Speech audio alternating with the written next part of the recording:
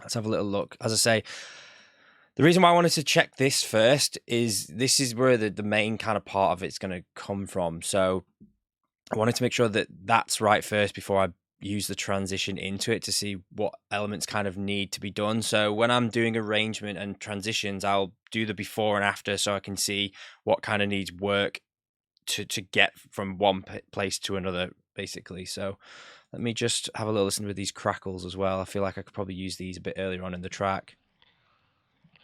I feel like these could probably be used to fill out a bit of this area back here. Let's have a little listen.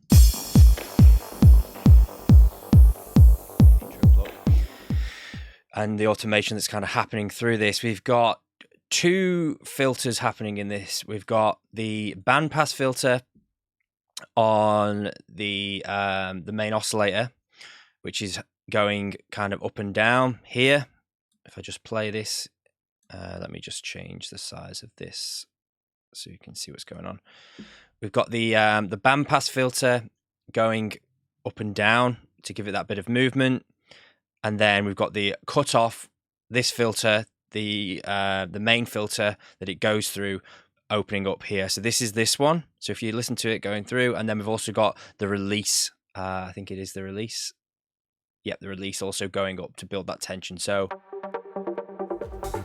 and I think this other effect here works nice as well, going across.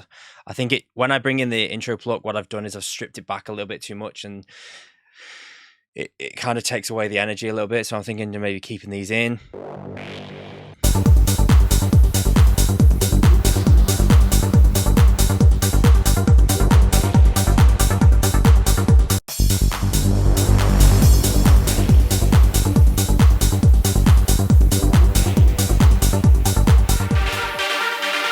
Probably won't have this even playing, and I might just have some sort of effects and acid maybe.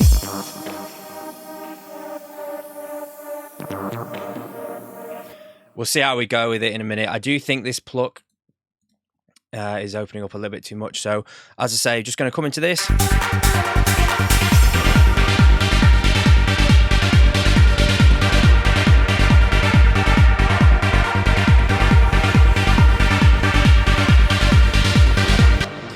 Let's use this reverse effect now, because, again, we want to introduce something big or a big change happening, and then I'll do another one over to here. So I go copy.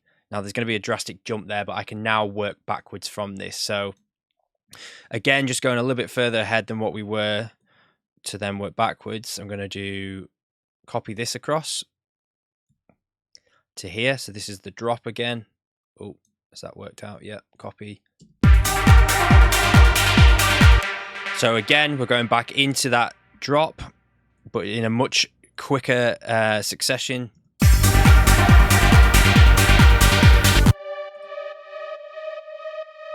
Okay, so this is where the energy is getting a bit lost here. You can see here that the drop, that is way more opened up than the other one. Well, the first one was way more. So what I'm going to do here is open this one up a little bit more than that first one, just so that extra bit of energy is there.